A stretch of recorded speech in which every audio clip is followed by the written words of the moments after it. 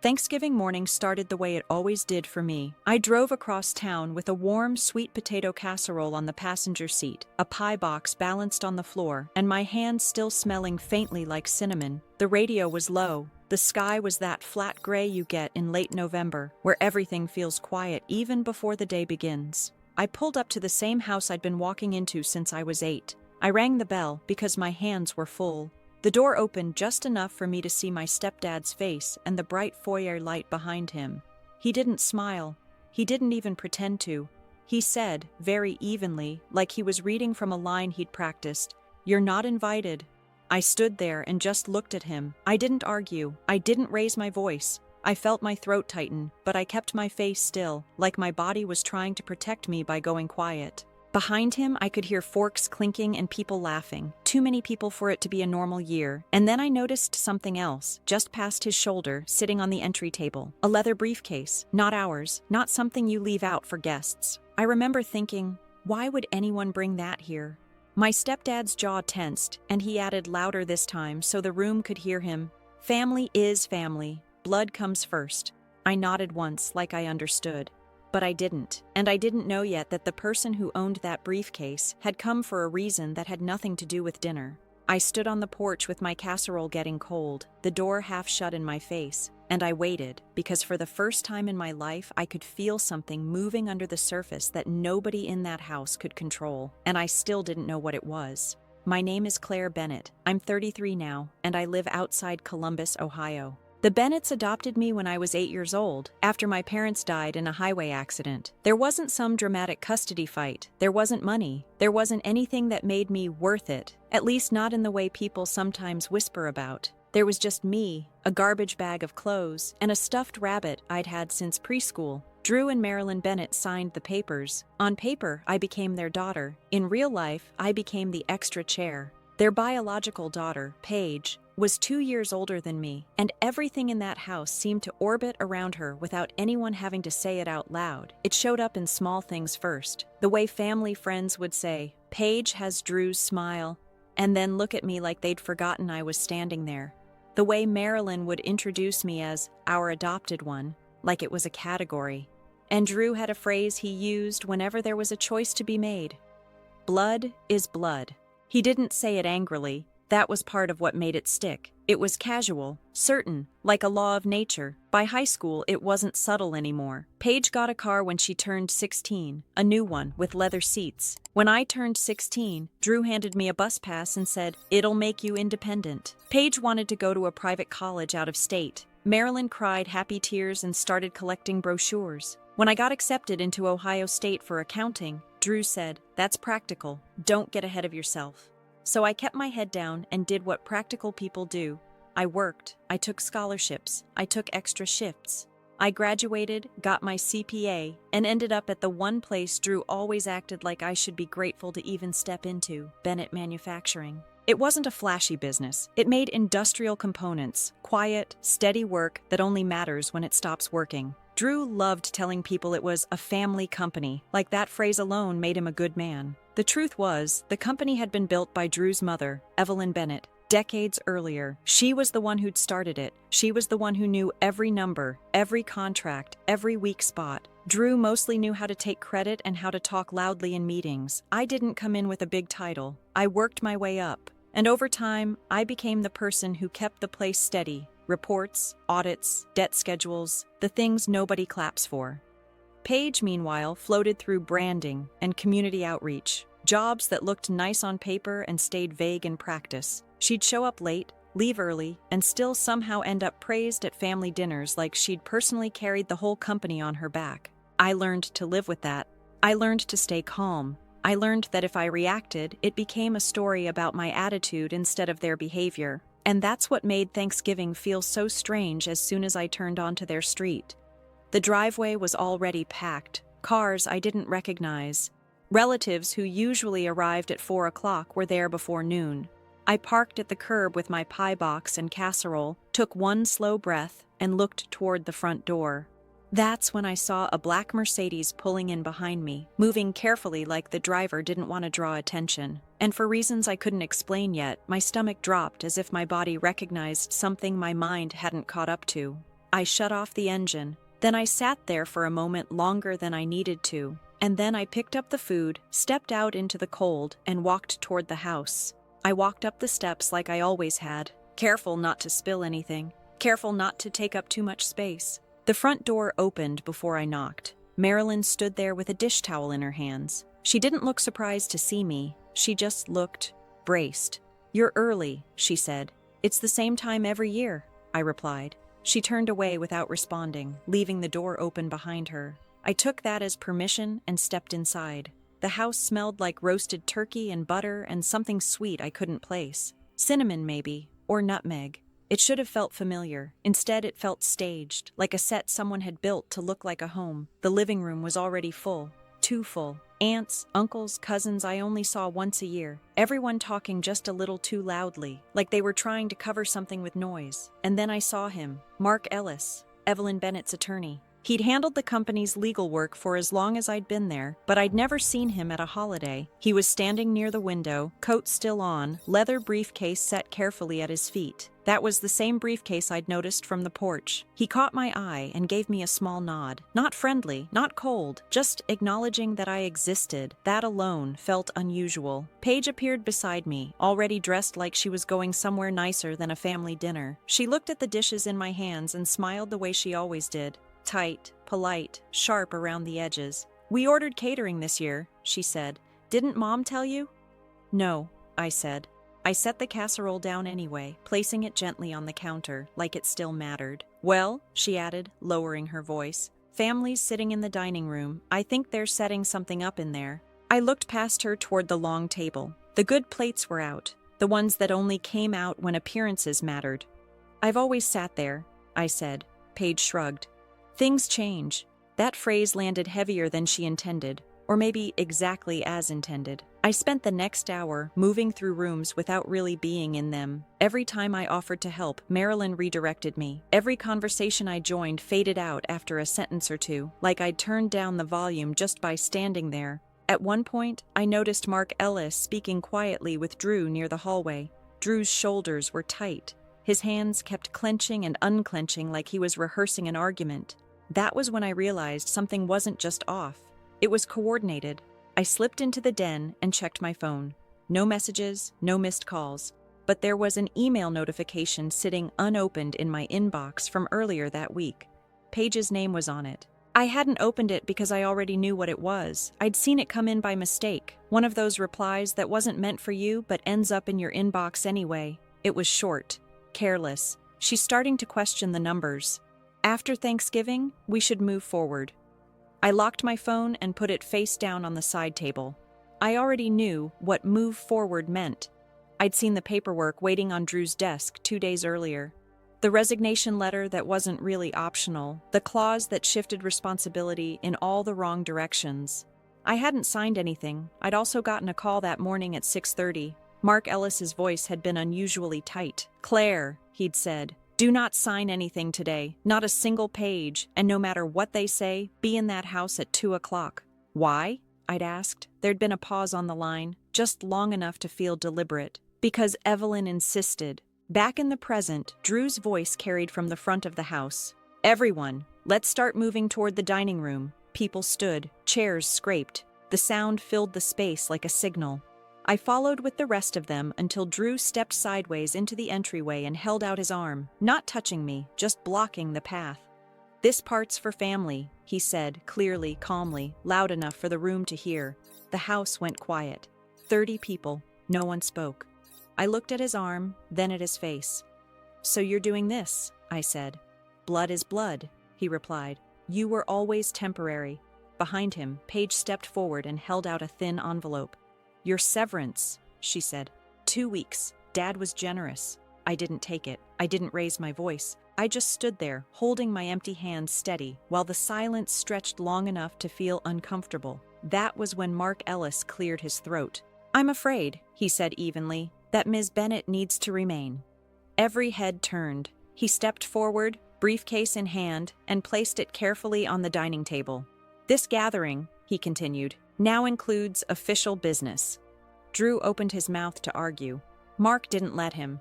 "Evelyn Bennett's will requires all named parties to be present," he said, "and that includes Claire." No one moved. I felt 30 pairs of eyes on me as Drew slowly lowered his arm. Mark looked at me then, directly. "Please," he said, "come inside."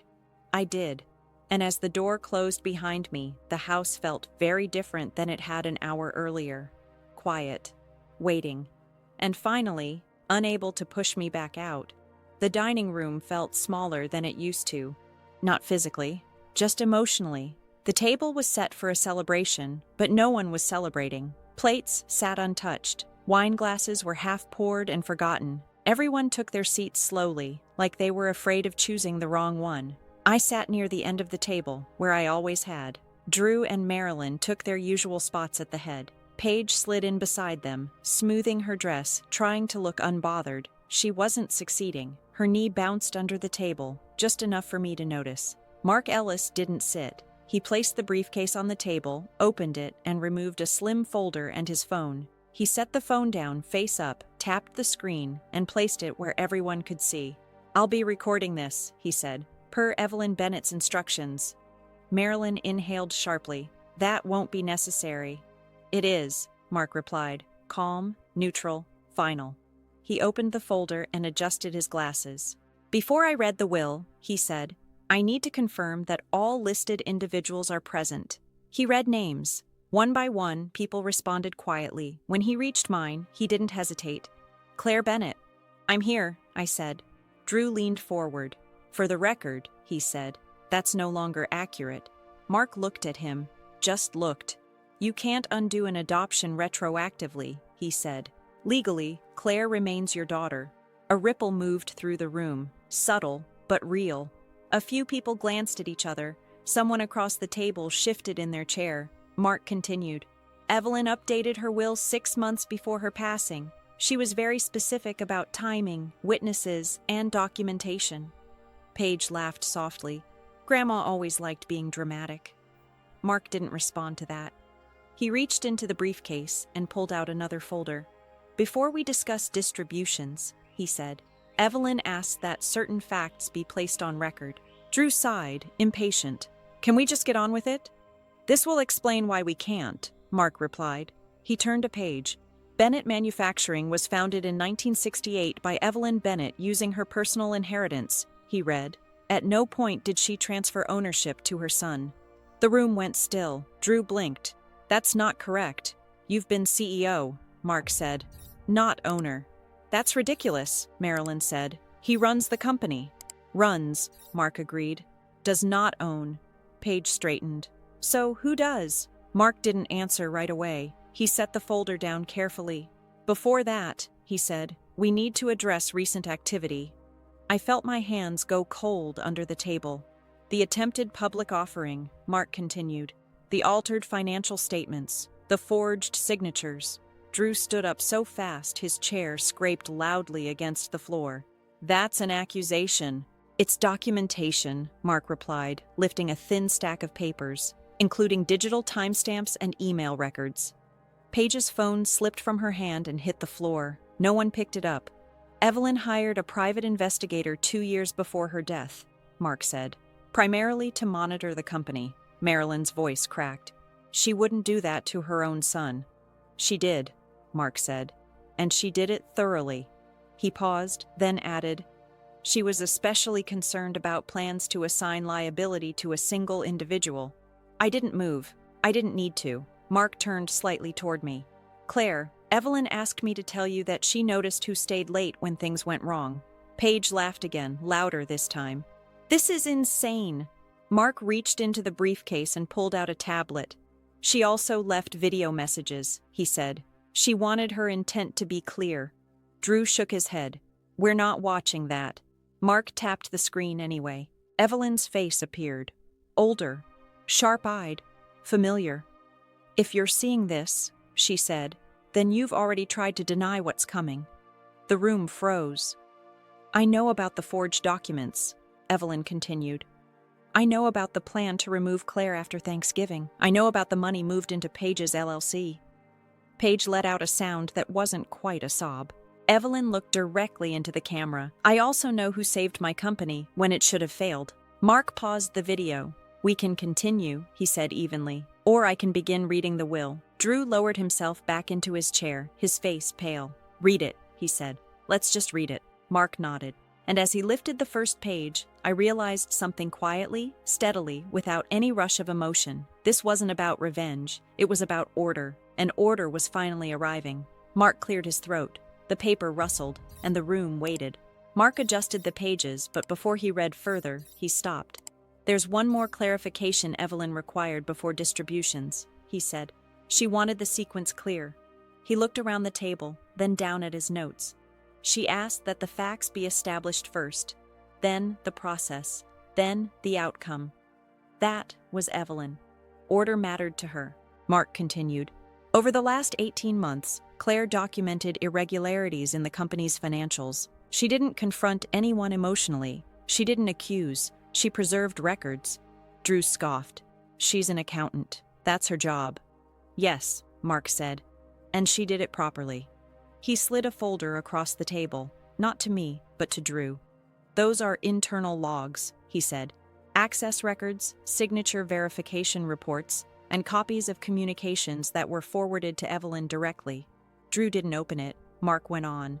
"Evelyn instructed me to handle 3 steps if her concerns were validated." He held up one finger. "Step 1, prevent additional damage. That included freezing discretionary transfers and delaying the IPO filing." Paige looked up sharply. "The IPO was delayed?" "Yes," Mark said. Quietly, the underwriters were informed of inconsistencies. Drew's jaw tightened. "You had no authority." "I had hers," Mark replied. He raised a second finger. "Step 2, isolate liability."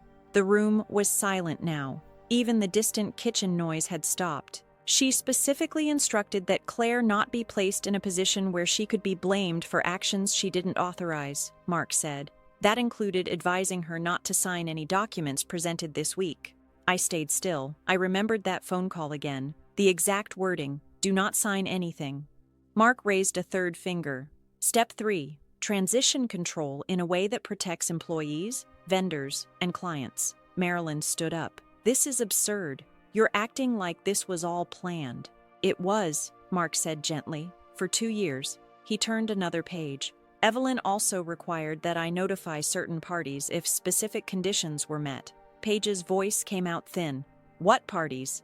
"Regulatory ones," Mark replied, "and only if cooperation was refused." Drew exhaled slowly through his nose. "You're threatening us." "No," Mark said. "I'm explaining consequences." He finally began to read. "I, Evelyn Marie Bennett, being of sound mind," Drew cut in. "I'll contest this." Mark didn't look up. She anticipated that. "There's a separate fund allocated for legal defense." Paige's hands were shaking now. "This isn't fair." Evelyn's words continued, steady and unmistakable. "To my son, Drew Bennett, I leave $1. Someone gasped. I didn't look to see who. "And a written accounting of every dollar removed from my company without authorization." Marilyn sank back into her chair. "To my granddaughter, Paige Bennett, I leave $1. Mark read. "And the hope that employment earned will teach lessons inheritance could not." Paige stared at the table, unmoving. Mark paused, then continued. "To my daughter-in-law, Marilyn Bennett, I leave $1 and the knowledge that I heard more than you thought." The room felt tight, heavy. Then Mark looked up. "And now," he said, "the remainder." I felt my heartbeat then, not fast, just present. "To Claire Bennett," he read, "whom I choose not by blood, but by conduct." Drew laughed once, sharply. "She manipulated you." Mark held up a hand. "I'm not finished." "I leave my entire estate," he continued, "including Bennett Manufacturing, its properties, accounts, and controlling interests." No one spoke. The words didn't land all at once. They settled, slowly, like dust. Mark closed the folder. "There is also a video message," he said, reaching for the tablet again. "Addressed to this moment." He placed it on the table and pressed play. Evelyn appeared again. This time, she was smiling. "Claire," she said, "if you're hearing this, it means you stayed quiet long enough for the truth to speak for itself." I didn't look away. I watched you choose patience when others chose entitlement, Evelyn continued. I watched you protect a company that wasn't protecting you. She paused. That's leadership. The video ended. No one moved. Mark turned to me. As of 3 months ago, he said, you've been the legal owner. I've been managing the transition in trust. He slid a final folder toward me. Nothing needs to be decided today, he added, but control is already yours. I placed my hands on the folder. I didn't open it yet. I just nodded once. Then I waited. The room stayed quiet longer than anyone expected. Not shocked quiet, not dramatic, just the kind of silence that settles in when there's nothing left to argue against. Drew was the first to move. He stood, slowly this time, like his body had aged 10 years in the last few minutes. This isn't over, he said. His voice wasn't loud. It was thin. You can't just walk in and take everything. I didn't respond right away. Mark did. No one walked in, he said. You walked yourself out. Drew turned toward me. You planned this. No, I said calmly. I prepared. That was the difference. Paige stood abruptly. You're enjoying this. I shook my head. No, I'm organizing it.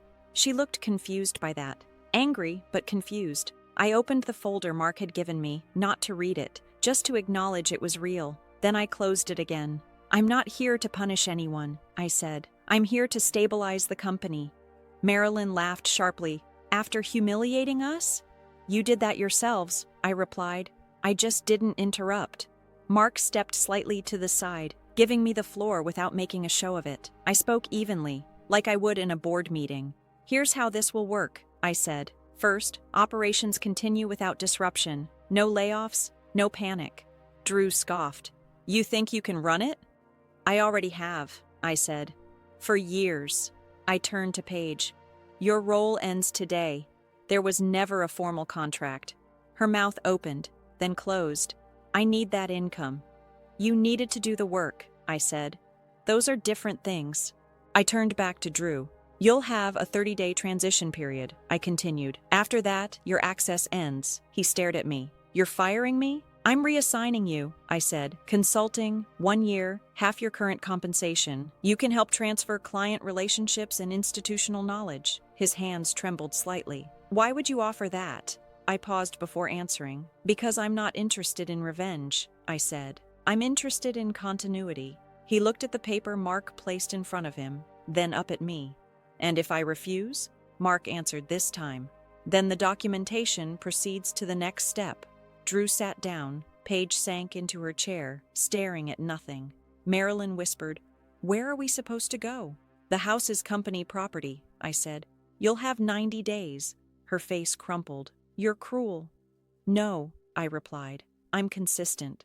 No one yelled. No one threw anything. There were tears, yes, but they belonged to them, not me. When it was over, the room felt emptied, not physically, emotionally. Mark began packing his briefcase. I'll need you Monday morning, he said quietly to me. 9 o'clock. I'll be there, I said. As people started standing, gathering coats, avoiding eye contact, I stayed seated for a moment longer. I let the quiet finish its work. Then I stood, and for the first time that day, I felt steady on my feet. The house emptied faster than I expected. People didn't linger. There were no side conversations, no whispered alliances forming in corners. Coats were grabbed, purses were clutched, eyes stayed low. Drew was the last one at the table. He sat with the consulting agreement in front of him, reading the same paragraph over and over like it might change if he stared long enough. Finally, he looked up at me. I'll sign it, he said. I don't have a choice. You do, I replied. You always did. That landed quietly. He nodded once and picked up the pen. Paige had moved to the far end of the room, sitting on the arm of a chair, scrolling through her phone with a frantic kind of focus. Apartment listings, probably. Reality moving in faster than she was ready for. Marilyn stood near the kitchen doorway, arms folded tight across her chest. This is how you repay us, she said. After everything. I didn't respond immediately.